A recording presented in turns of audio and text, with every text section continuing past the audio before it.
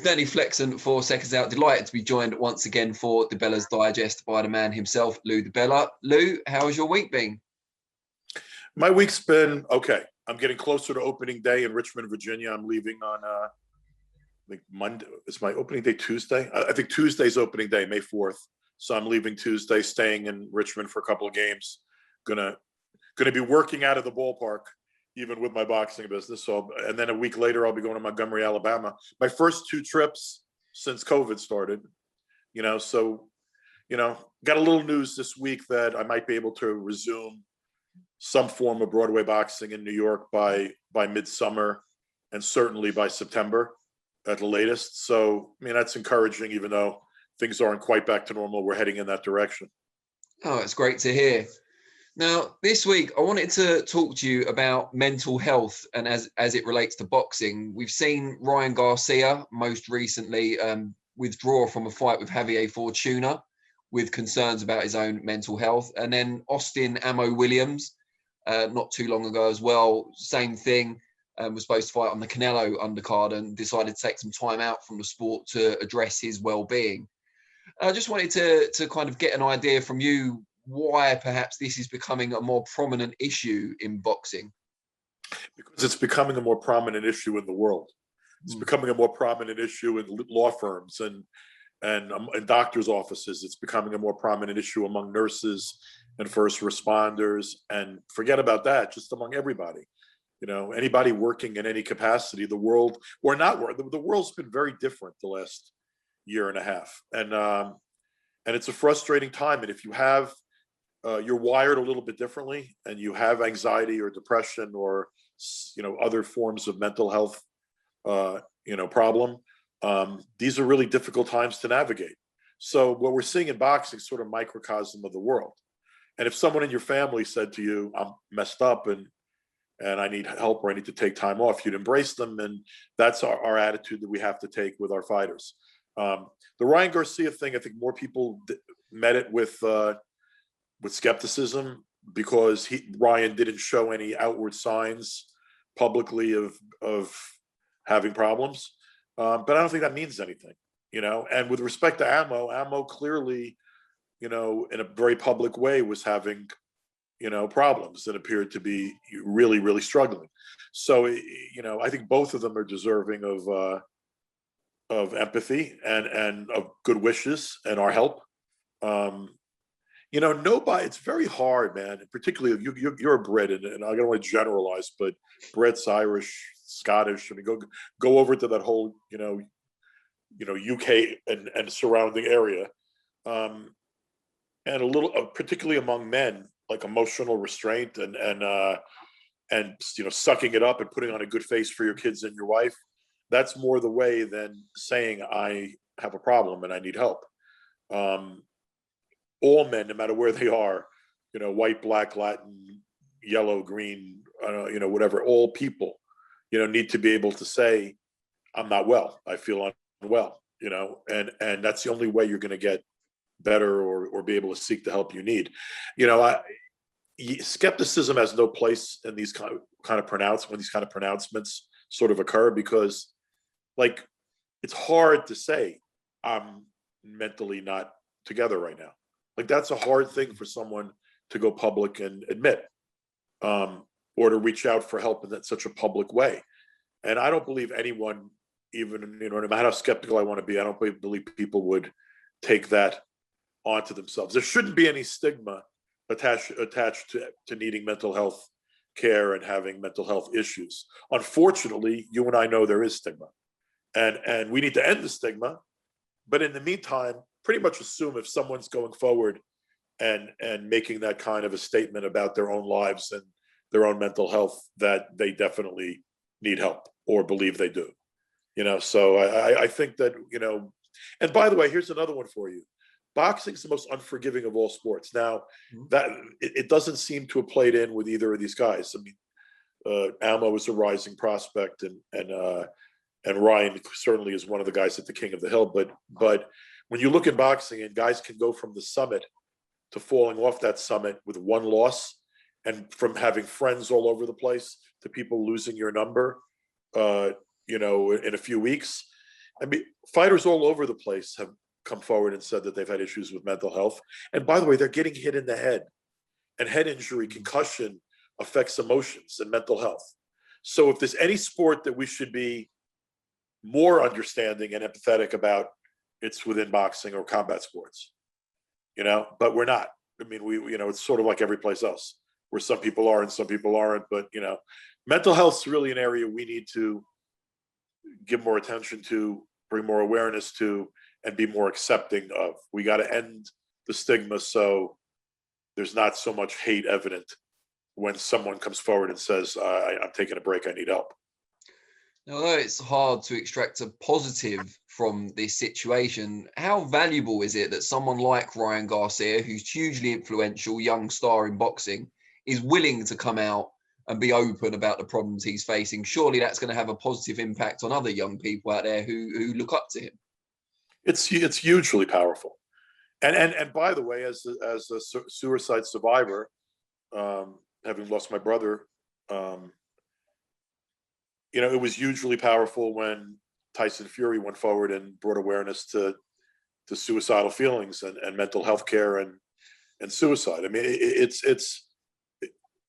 it's always helpful where people can point to people they look up to or admire, or who appear to be somewhat invincible, like heavyweight champion of the world.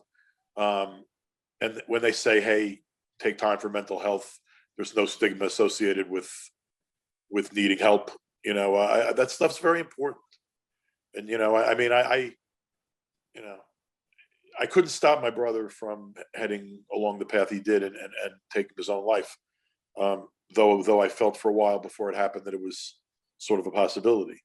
But I can certainly try to help other people. And I think, to some extent I've been able to help a few. And I think when I do that, I honor my brother, and I think that when a fighter like Ryan Garcia comes forward, no matter how skeptical some want to make, want to appear or suggest, that it's not legitimate. It's a brave act, and it's something that is inspiring in a good way to a lot of people. So I admire anybody that tries to bring attention to mental health awareness and suicide prevention and, all those important things. For those of us in the boxing community who aren't doing the actual fighting, what can we do to support this? Is it just making it part of the conversation?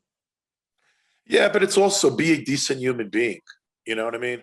Like I'm, dude, I'm not Mother Teresa. I got a temper. I mean, there were times where people used to call me Mount DiBella and, assume like I was volcanic glue. Over the years, I've had those kind of, that kind of reputation. And I certainly could get very, very loud and passionate. I prefer to use the word passionate, but I'm not mean.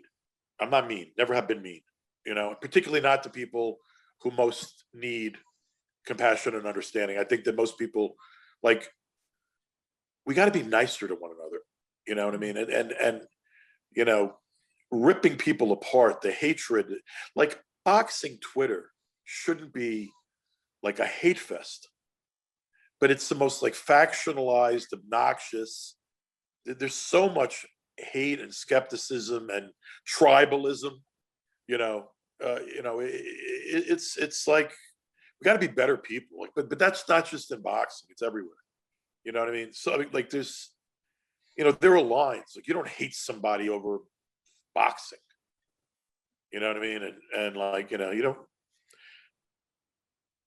you don't celebrate someone's hardship that hasn't done anything personally to hurt you or your family. And you see way too much of this on social media in general is rampant with hate, and haters are you gotta sort of learn how to ignore it. But I gotta admit, I reacted viscerally right after Ryan made his announcement when I popped on, and the way I found out about it was through social media.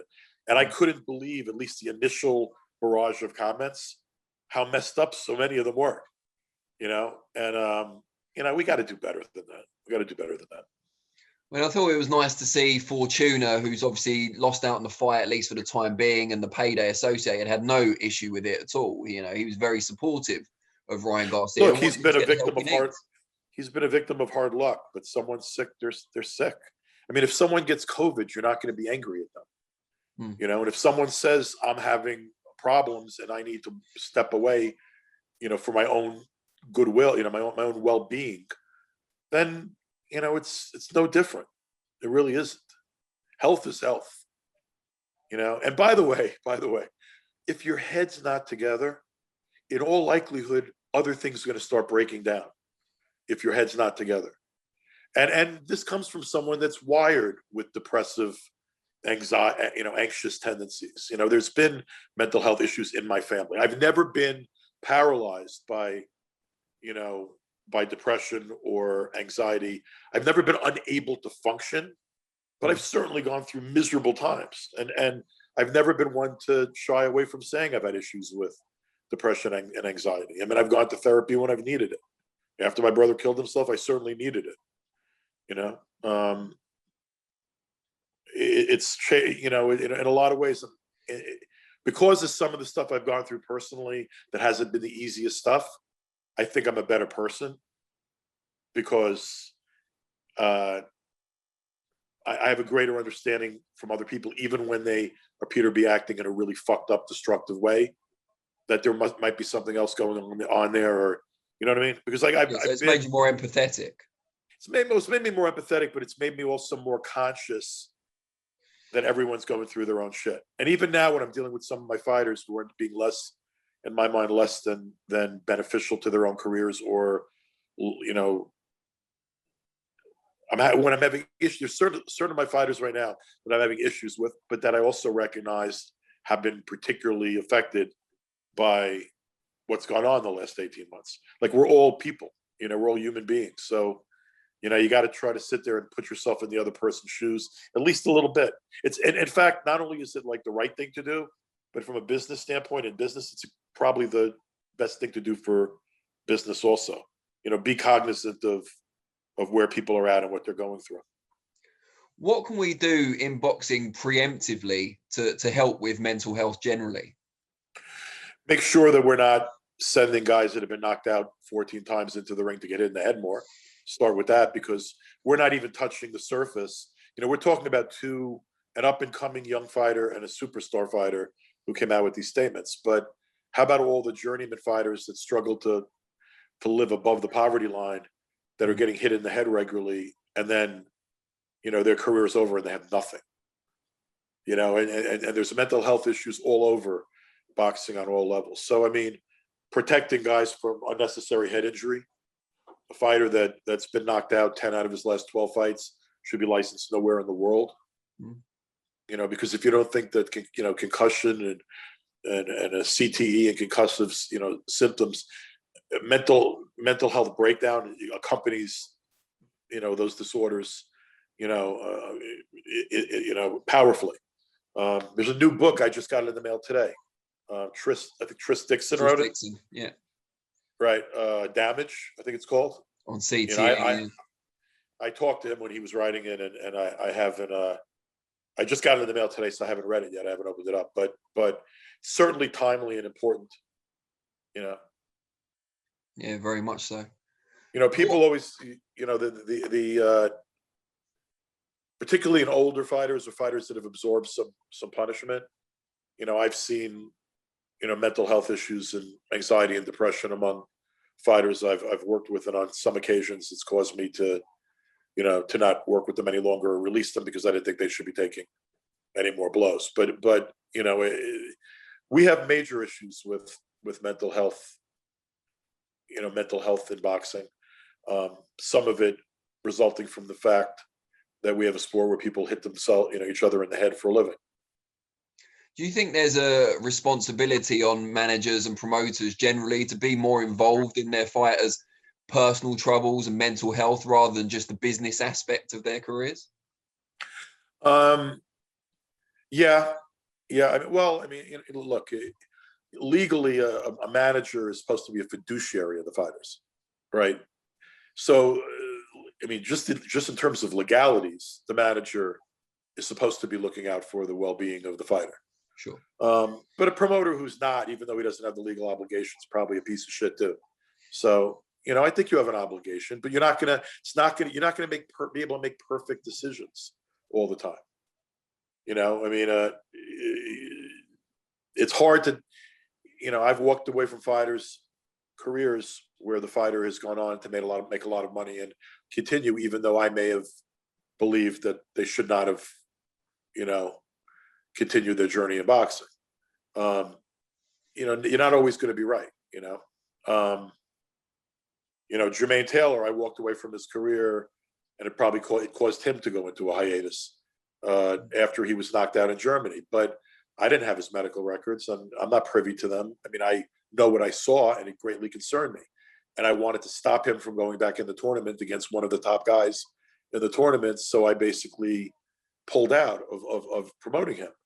But later, he wound up going to like multiple of the top neurological institutions in America, from the Mayo Clinic to the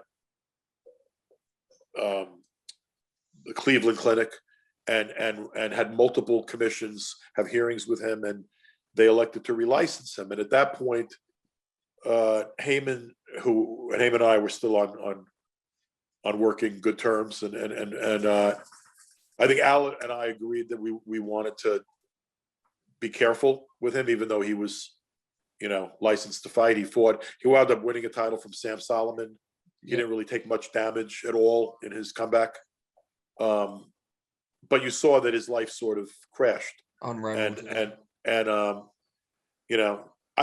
don't doubt that he was damaged goods because of punches he took, but there are fighters all over boxing today that should be retired, and we're continuing to celebrate them and make dream matchups of other matches that are like Marquis de Sade, kind of stuff, because it's good entertainment, But with Jermaine, I mean, I got involved again because I made nothing on Jermaine's comeback, even when he won the title against Sam Solomon.